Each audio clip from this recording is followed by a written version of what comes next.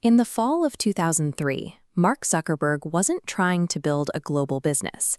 He was a software programmer attempting to map and optimize the social hierarchy of a college campus. This animated diagram breaks down the math behind his first major project, FaceMash.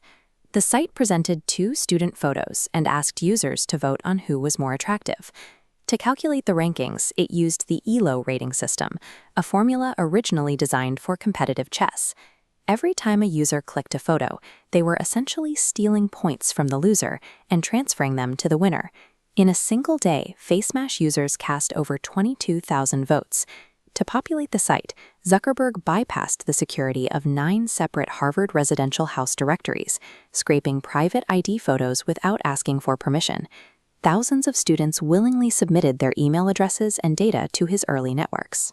In a leaked instant message to a friend, Zuckerberg expressed his disbelief at their compliance, writing, "People just submitted it. I don't know why. They trust me. Dumb fucks." The FaceMash incident lays out a clear baseline. Very early on, Zuckerberg approached human vulnerability, trust, and ethical boundaries as exploitable data points. He would soon apply that exact mindset to his own business partners. 3 Harvard upperclassmen, including Tyler and Cameron Winklevoss, approached Zuckerberg with an idea for an exclusive dating network called Harvard Connection. They needed a programmer to finish the code. Zuckerberg verbally agreed to the partnership and was given access to their plans. Immediately, he began writing the code for a competing platform he called the Facebook.com. To keep the twins from hiring a replacement, he needed to stall. He sent emails claiming he was simply too busy, writing, "I've basically been in the lab the whole time working on a CS problem set." Privately, he was telling a very different story. When a friend suggested that the twins might launch first, Zuckerberg sent an instant message reading, "Yeah, I'm going to F them." In February 2004, Zuckerberg quietly launched the Facebook. It saturated the Harvard market almost overnight, making the twins' unfinished network instantly obsolete. By stringing his rivals along, he starved them of their critical launch window.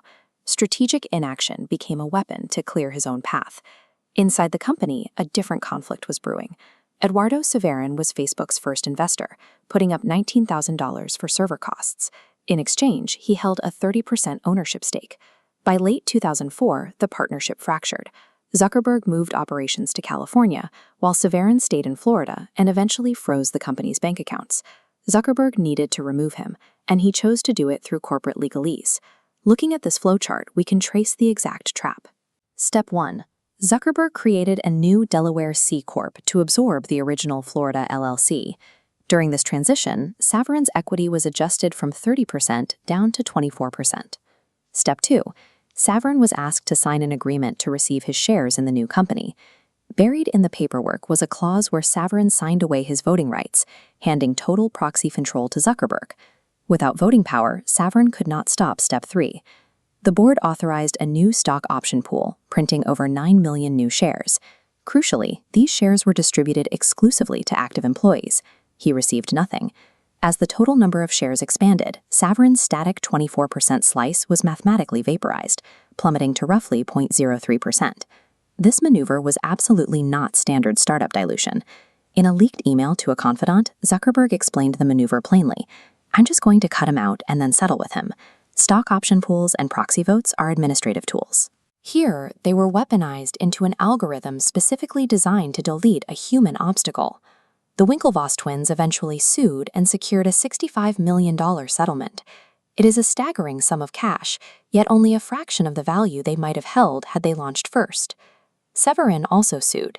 He regained his title as a co-founder and secured an equity stake of roughly 4 to 5%, eventually worth billions. But his voting power and influence over the company were permanently gone. By paying off these settlements, Zuckerberg achieved exactly what his corporate restructuring was designed to do. He secured absolute, unassailable control over Facebook's board of directors.